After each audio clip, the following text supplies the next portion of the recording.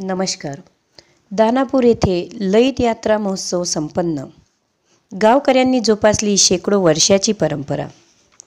दानापूर वान नदीच्या तीरावर वसलेल्या व तेल्लारा तालुक्यातील दानापूर येथे पंढरपूरच्या यात्रेनंतर आषाढी कृष्ण चतुर्थीला म्हणजेच बुधवारी राधाकृष्ण रासलीला लयित यात्रा महोत्सव दुर्गामाता मंदिर परिसरात मोठ्या उत्साहात पार पडला. गावचं वैभव असणाऱ्या वान नदीच्या तीरावर भक्ती व श्रद्धेचा अनोखा संगम याची देही याची डोळा अनेकांनी अनुभवला.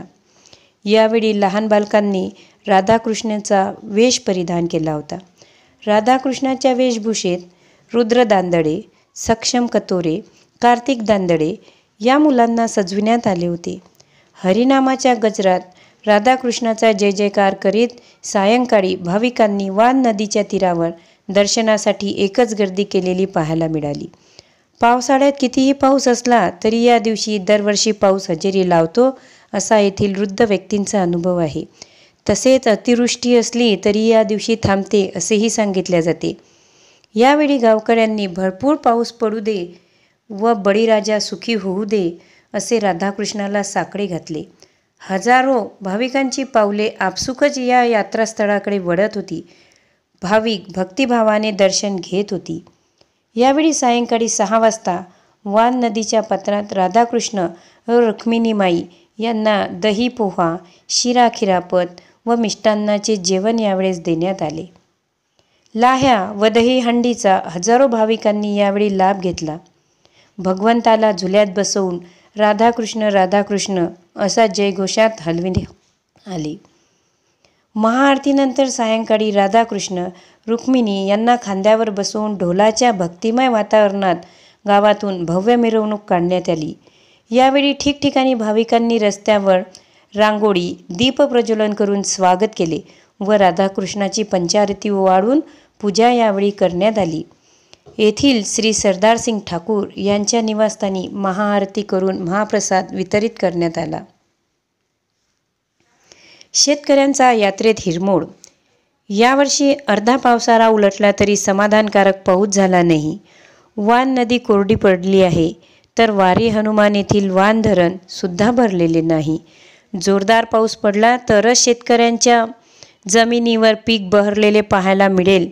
सोबतच विहिरी, बोरवेलला पाणी नाही, त्यामुळे शेतकरी चिंतित आहे.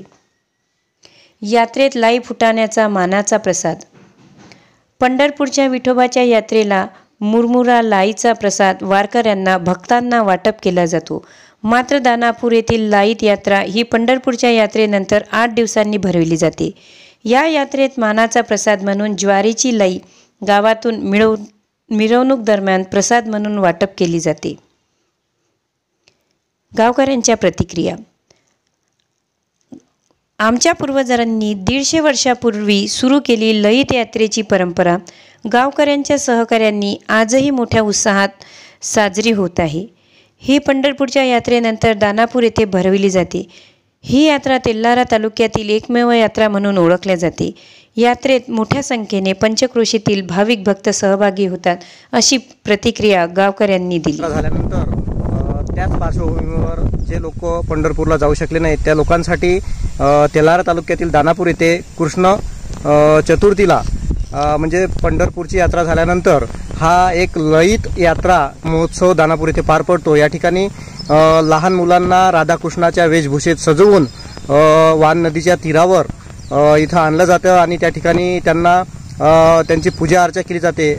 गावातले आणि पंचक्रोशीतले सर्व भाविक या ठिकाणी या राधाकृष्णाच्या दर्शनासाठी येतात आणि आपलं मागणं या राधाकृष्णाकडे मागतात.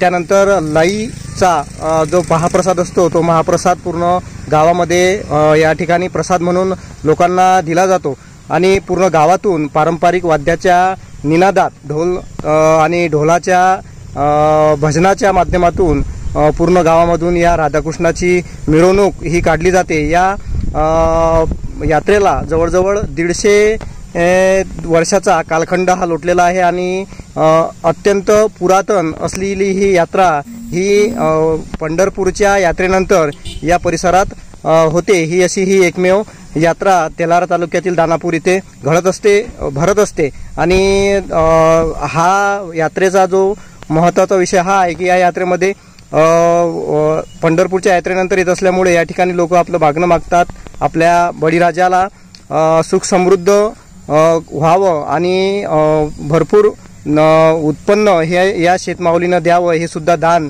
या यात्रेमध्ये भाविक आपलं मागणं या राधाकृष्णाकडे मागत असतात.